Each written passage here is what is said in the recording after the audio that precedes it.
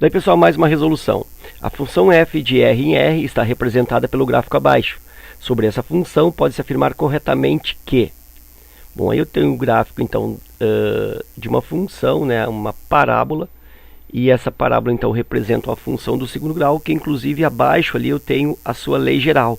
F de x igual a x ao quadrado mais bx mais c. Então, essa é a lei da função f aí para essa parábola. E as afirmativas, elas estão sendo realizadas a respeito dos coeficientes a, b e c, e também do discriminante delta, né, discriminante das raízes. Bom, então eu preciso observar o gráfico, retirar desse gráfico características que me possibilitem analisar essas alternativas.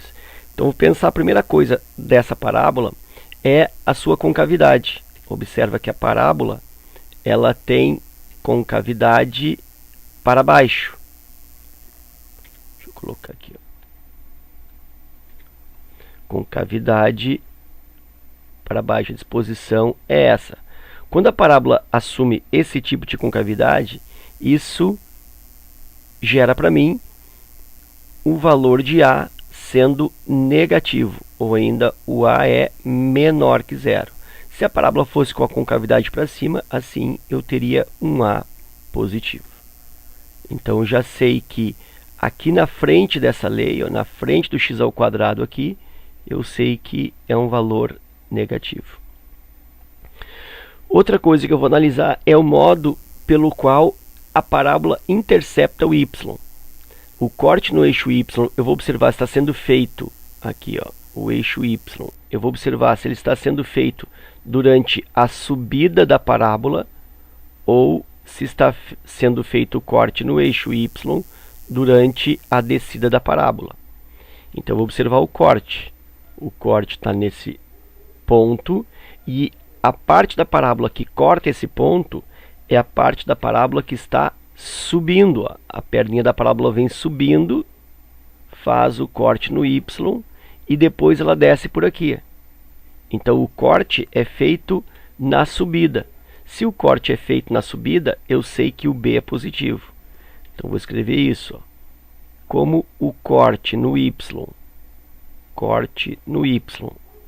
foi feito durante a subida da parábola, então significa que o B ele é um valor positivo, B maior que zero. Então, esse coeficiente aqui é um valor positivo. Se fosse feito um corte no y durante a descida da parábola, por exemplo, se essa perninha aqui, ó, cortasse o y, se o gráfico fosse assim, ó, aí o corte seria descendo aqui. Isso gera para mim um B negativo, ok? Então, essa é a análise que eu realizei a respeito do coeficiente B. E o coeficiente C, ele indica o local do corte, né? O local do corte, da interseção no y, local do corte no y, isso vai me fornecer o coeficiente C. Como o corte está se dando nesse ponto, que é a parte negativa do y, esta parte aqui é a parte negativa do y, enquanto que a parte de cima é a parte positiva, então, como o corte se dá na parte negativa, eu sei que o C ele é negativo, ou seja, C é menor que zero. Então, eu já consegui definir aí os sinais do A, do B e do C. Aí, então, eu posso já analisar essa primeira parte aqui, ó, das afirmativas, sobre o produto dos coeficientes. E a letra E também, ó, posso analisar já de pronto. Para fazer uma análise mais completa e ter um aspecto didático mais interessante para essa questão, eu vou também pensar aqui no discriminante, no delta, né?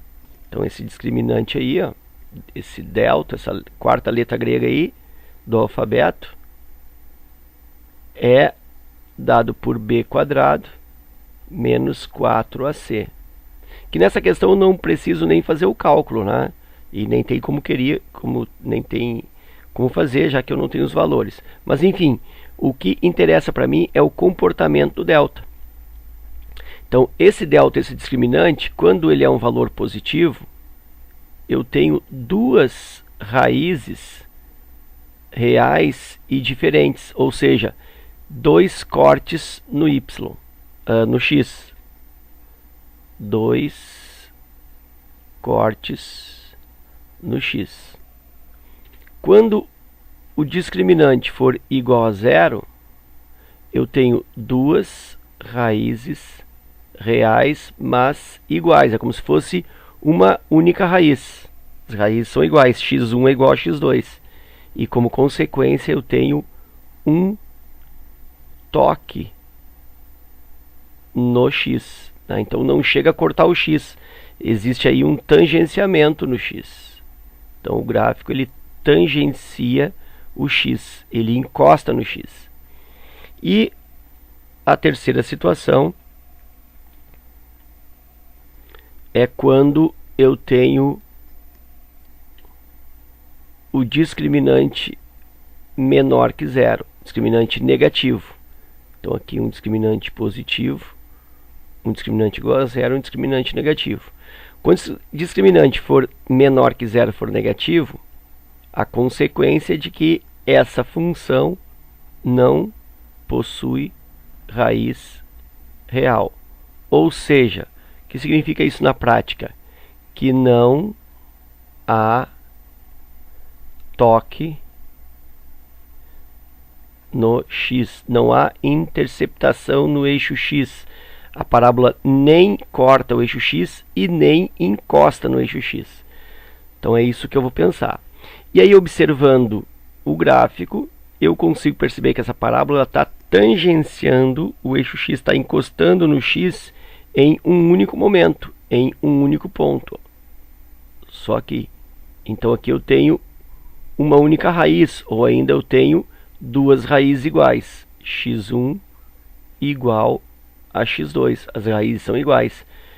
Quando as raízes são iguais, o que eu concluo? Está aqui, ó, raízes iguais. Quando a parábola tangencia o x, delta igual a zero. Então eu tenho que achar a alternativa com delta igual a zero. Observa que pode ser letra B ou pode ser letra D. Então só com isso eu já consigo eliminar três alternativas, fico entre duas. Bom, e agora quanto aos outros aspectos. Vou analisar aqui, ó.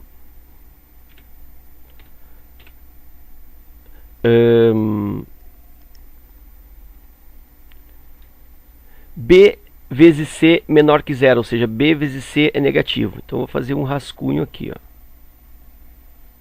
B vezes C, isso é o que? Eu tenho o B, que é positivo, vezes um C, que é negativo. Então, observa que eu tenho mais vezes menos, isso é igual a menos. Isso vai dar negativo, ou seja, isso vai dar menor que zero. Então, isso aqui, ó,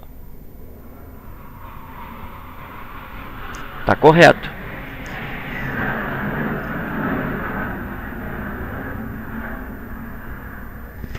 B vezes C é negativo, tá correto. Mas isso a gente percebeu que é falso, né? Porque o delta tem que ser igual a zero. A vezes C menor que zero. A vezes C menor que zero. Então, o A eu sei que é menor que zero. Estou olhando aqui, ó, é negativo. Vezes o C, que também é negativo. Está aqui, ó. Então, menos vezes menos. E menos vezes menos dá mais, ou seja, dá maior que zero. E aqui está dizendo que A vezes C é menor que zero. Então, isso aqui é falso.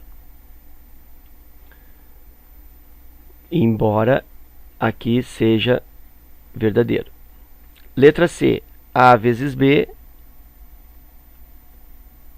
está me dizendo que é maior que zero. O A é negativo, vezes o B é positivo. Estou olhando aqui, ó, B é positivo. Menos vezes mais dá menos. E aqui está dizendo que A vezes B é maior que zero, está me dizendo que isso é positivo. Portanto, essa afirmação ela é falsa. E essa aqui também é falsa, né? Já que o delta, já que o discriminante tem que ser igual a zero. Letra D. Letra D diz que A vezes B vezes C é menor que zero. Então eu tenho A vezes B vezes C menor que zero. O A ele é negativo, vezes o B que é positivo, e vezes o C que é negativo. E aí eu tenho menos vezes mais vezes menos, e isso vai dar um resultado positivo, vai dar mais, ou seja, vai dar maior que zero. E aqui está dizendo, ó, que isso dá menor que zero. Então, isso aqui é falso. E aqui, delta igual a zero é verdadeiro.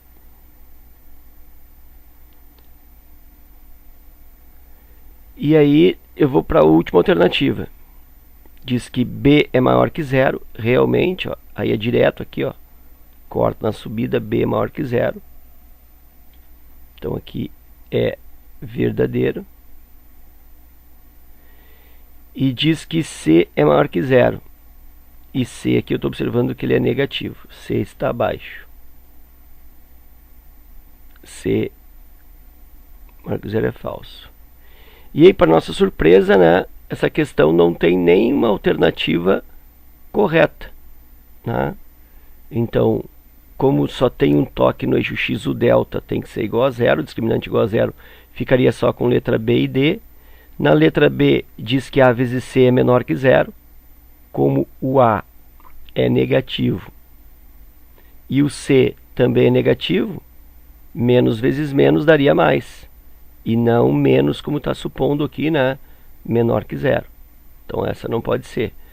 Na letra D eu tenho o produto A vezes B vezes C menor que zero. E aí eu consegui observar aqui, ó, que A vezes B vezes C é menos vezes mais vezes menos. E menos vezes menos dá mais. E não menos, ou seja, não menor que zero, como diz a letra D. Portanto, fico sem alternativa. Se eu quisesse aí colocar uma alternativa correta, então, né, para a questão ficar, vou colocar aqui uma letra F. Aí eu teria, por exemplo, que A vezes B é menor que zero, é negativo, né? Menos vezes mais. E o discriminante é um valor maior que zero. Aí sim eu teria aí uma alternativa adequada, ok? Ficamos por aqui então. Espero que o vídeo tenha contribuído com os teus estudos. Um forte abraço e até a próxima.